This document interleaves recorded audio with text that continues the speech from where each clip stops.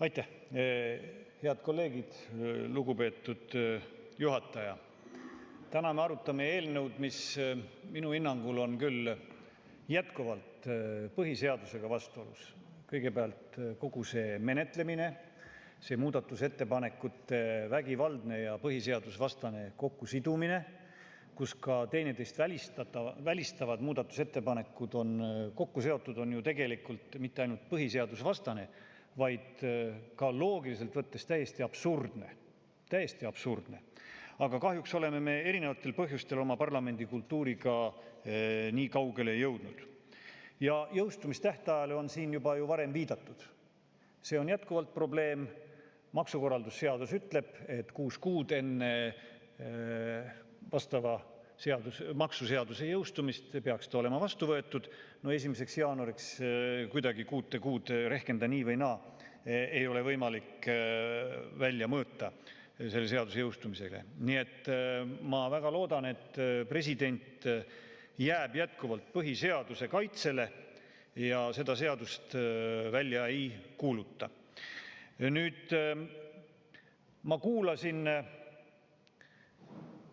Annely Akkermanni vastuseid Riigikogu liikmetele ja seda arutelu, mis siin küsimuste-vastuste korras oli.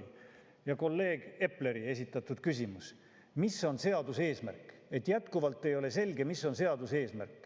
Me oleme seda siin korduvalt lugenud, nüüd on see tagasi tulnud ja saime teada, et seadusel ei olegi eesmärki, vaid seadusel on tunnused. On varamaksu tunnused ja on keskkonnakaitsemaksu tunnused. Aga seaduse eesmärki kui sellist ei olevatki. Ja me arutame tõsiselt 100 miljoneid maksumaksja raha kogume kokku ja arutame, kas sellel seadusel on eesmärk või sellel seadusel ei ole eesmärki. Aga endise rahandusministri ja eelnõu kaitsja selgituste kohaselt eesmärki ei ole. Enamgi veel, Annely Akkermann teatas, et mõjuanalüüsi sihtrühmadele ei ole ka võimalik teha, sest keskmisele inimesele selle seaduseelnõu mõju ei ole võimalik välja arvutada. Noh, kui see nii on, siis on see muidugi väga kurb ja kahetsusväärne ja siis on see väga halb seadus, kui meil ei ole võimalik välja arvutada mõju Eesti inimestele. Aga tegelikult me ei küsinudki mingit umbmäärast, abstraktset keskmist inimest, kellele oleks vaja mõjuanalüüsi teha, vaid just nimelt konkreetseid sihtrühmasid. Kui palju see mõjutab Tallinnas elavat inimest, kus on väga tihe ühistransport, kus on ka võimalik tasuta ühistranspordiga sõita, kus auto ei ole tingimata kõigile vajalik. Või näiteks regioonis kuskil saarel elavale inimesele, lasterikkale perele, millised on need mõjud?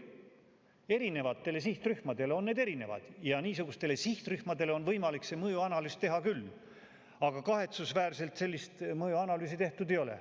Aga me ju teame seda, et maapiirkondades elavatele inimestele langeb see automaksukoormus suuresti igapäevaselt mõjudena peale ja väga tugevalt ja väga sügavate mõjudena.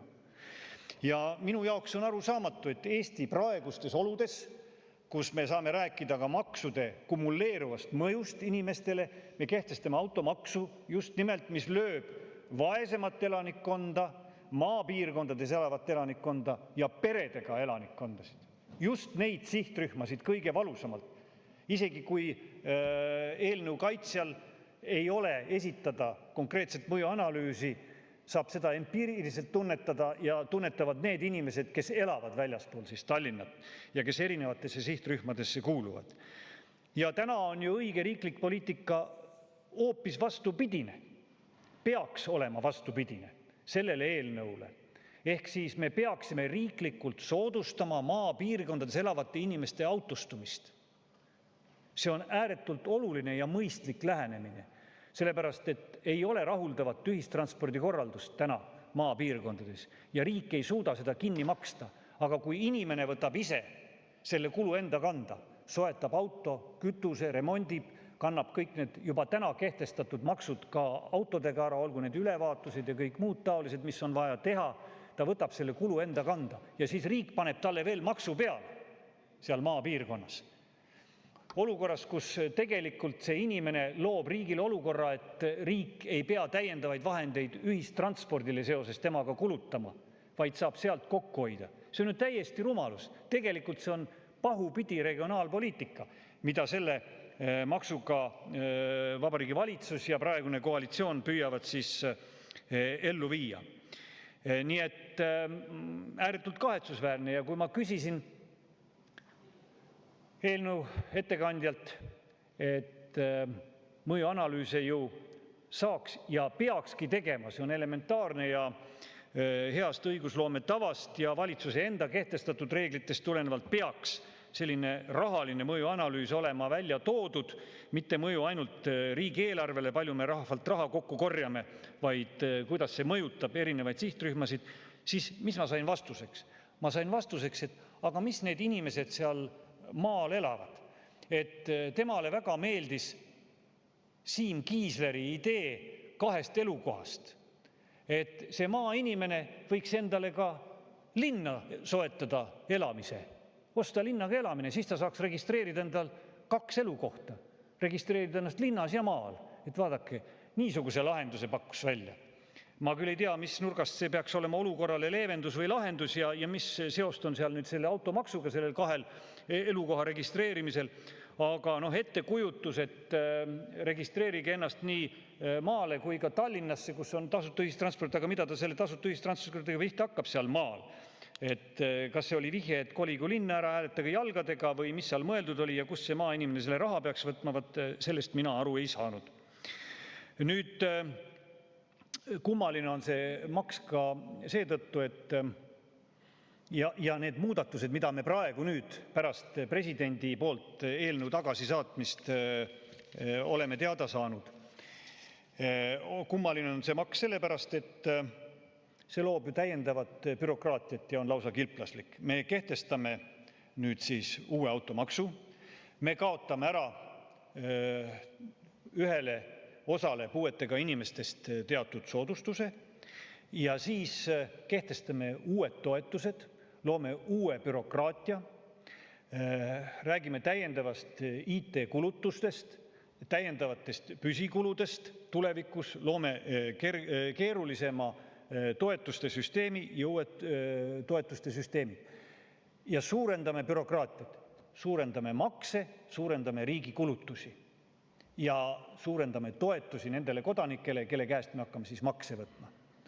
Et see on lahendus praeguse valitsuse arvates, mis peaks olema mõistlik ja tasakaalustama Eesti riigi eelarvet ja korrastama Eesti riigi eelarvet.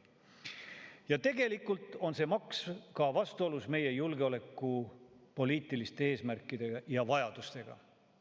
Seda näitab ju täna ka Ukrainas toimuv sõda.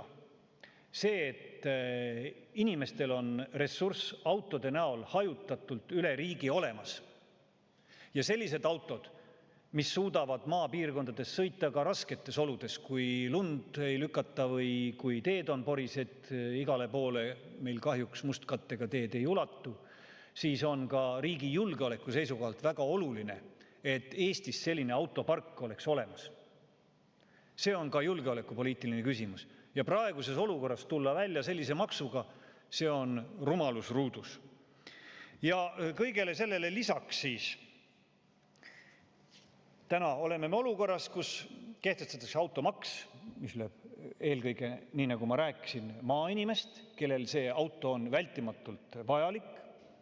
Täna meil ei ole ka selleks aastaks piisavalt raha, et selle aasta lõpuni hoida praegust ühistranspordivõrku käigus. Me teame, et puudu on 10 miljoneid, seda on eelmine rahandusminister öelnud ja põllumajandus- ja regionaalminister, kes praegu ametis on, ja ka eelnev regionaalminister öelnud, meil on 10 miljoneid puudu selle aasta eelarvest, rääkimata riigieelarve strateegiast, pikast vaatest 4 aasta peale ühistranspordi korraldusest. No mis on lahendus? Täna pakutakse, et teeme regionaalsed transpordikeskused nende maakondlike ühistranspordikeskuste asemel ja kärbime liinivõrku. Me mõned aastad tagasi läksime niinimetatud osaliselt tasuta ühistranspordile üle ja siis liinivõrku suurendati. Nüüd me hakkame liinivõrku kärpima. No kui me kärbime veelgi, automaksu me kehtestasime, kärbime nüüd ühistranspordi liinivõrku veelgi, jällegi maapiirkondade elanike arvelt. Me teame, et teede raha on vähendatud järgnevatel aastatel RES-iga. Sinna raha täiendavalt juurde ei tule. Tähendab, teede olukord ka halveneb. No kus siis seda raha kokku hoitakse? Ikka seal, kus on väiksem liiklus, seal, kus on hõredam asustus, ehk jällegi maapiirkondade inimeste arvelt. Mõelgem, see kõik kumuleerub tegelikult maapiirkondade inimeste arvele, see olukord, mis täna on. Ja siis me vaatame, kuidas on tsentraliseeritud avalikud teenused linnadesse, olgu see Tallinnasse, Tartusse, Pärnusse. Mida teevad need linnad? Kehtestavad, mul on 16 minutit, hea kolleeg, ja mõnel inimesel on privileegid. Siis me näeme, kuidas avalikud teenused koonduvad linnadesse, ka haiglad, raviteenused, eluliselt vajalikud teenused inimestele.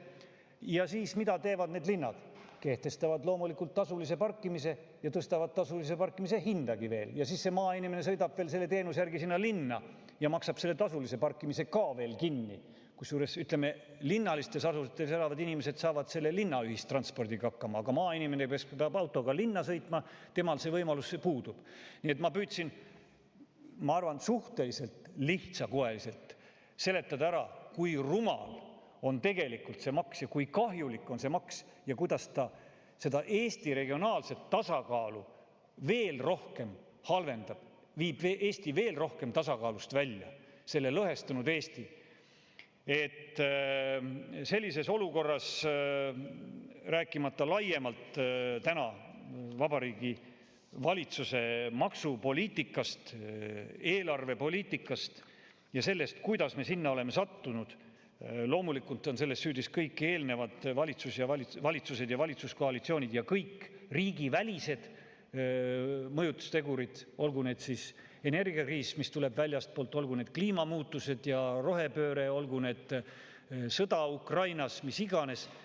Aga minu küsimus on, et need välised tegurid mõjutavad kõik nii Lätit kui Leedut kui Soomet, aga ükski meie naaberriikidest siin regioonis ei ole valinud seda teed oma eelarvepoliitika korras hoiuks, mille on valinud Eesti. Niisugust maksupoliitilist valikut, maksusõda oma rahva vastu ei ole teinud ei Läti, ei Leedu, ei Soome. Kas nendele siis kliimamuutused ei mõju? Kas Lätis ja Leedus ei ole sama kõrgeid energiahindasid? Kas Ukraina sõda neid ei puuduta? Nii et kõik need põhjendused on väga ebatõesed, ebausaldusväärsed. Tegelik põhjus on ju valitsuse vale poliitika, valed valikud, mida on tehtud viimasel 2-3 aastal, kuhu me siia kriisi oleme sattunud, ja selle peamiseks põhjuseks on juhtimiskriis ja valed juhtimisotsused, mis Eesti Vabariigis on tehtud. Aga selle eelnõu puhul Isamaa saadikurühm loomulikult ei toeta seda eelnõud. Meie ettepanek on see eelnõu lugemine katkestada, et päästa, mis päästa annab, lükata edasi selle rumala seaduse vastuvõtmine. Aitäh!